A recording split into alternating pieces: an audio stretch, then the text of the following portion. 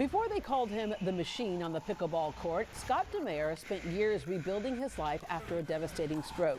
He says the game didn't just help him heal, it gave him purpose. As you know, pickleball is probably the fastest growing sport in the country. A wide range of age levels and physical abilities can play, but as Dr. Jim Weiss will also share, be aware of safety precautions to keep the game fun. Pickleball partners Scott and Jim join us with more this morning. Good morning. Good morning. Good morning. All right, Scott, let me start with you.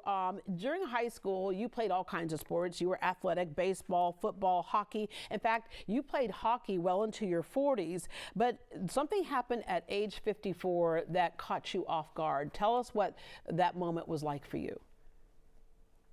I woke up one day and I was dizzy in the shower. I came out, sat on the bed, and I was soaking wet. And I stood up and lost my feeling in my head. I fell down, hit my head on the nightstand, and I had a stroke. And all of a sudden, at the age of 54, which is still in the prime of life, you lost the ability to walk, to talk, to eat, to drink, basic things. That had to be scary for you. It was terrible, terrible thing.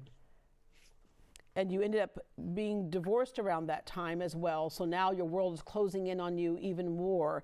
And you lived alone during that recovery. And so that's also frightening. So at what point did you look up and think, I have to get out and I have to be among people? Well, once I was living on my own, I realized I can't just wither away and do nothing. I have too much life to live. And so you saw people playing in your 55 plus community, playing that thing called pickleball, which has swept the nation. You couldn't run or play other sports like golf or tennis, but pickleball was something you thought maybe I can manage, even though your left arm is still somewhat paralyzed, correct?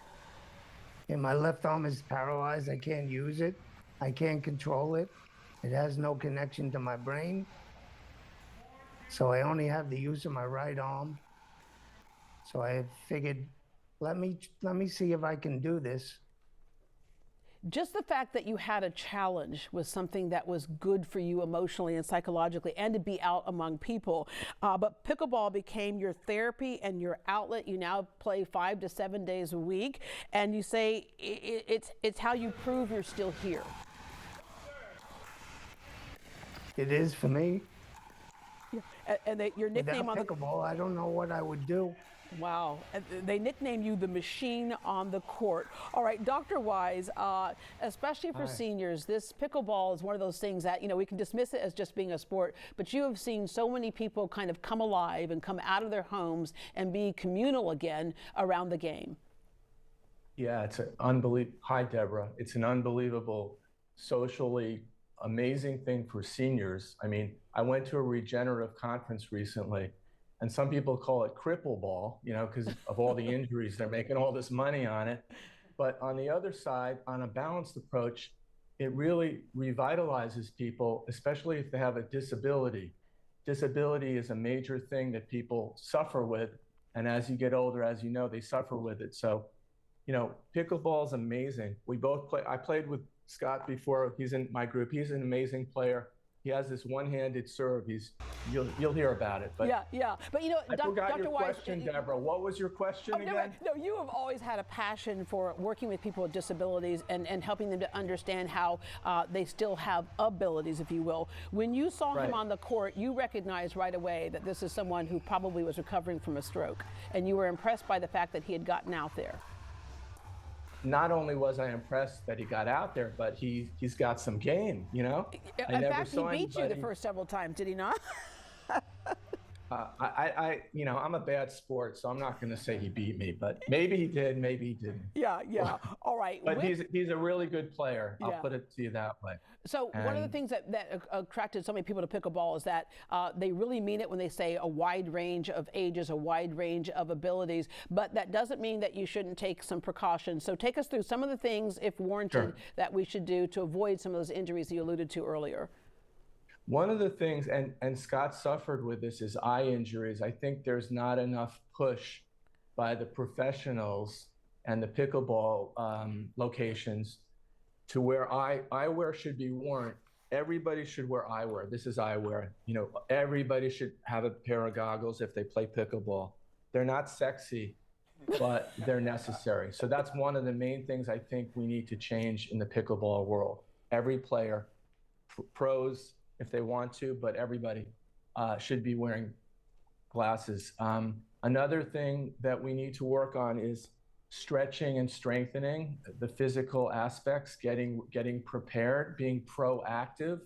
So it takes a lot more. It's exercise, it's nutrition, meditation. There's a lot of different things you can do, but the most important thing is stretching and strengthening, getting your body ready. Because Dr. Weiss, you have some issues with your back, and so do you wear like a back brace or something for that?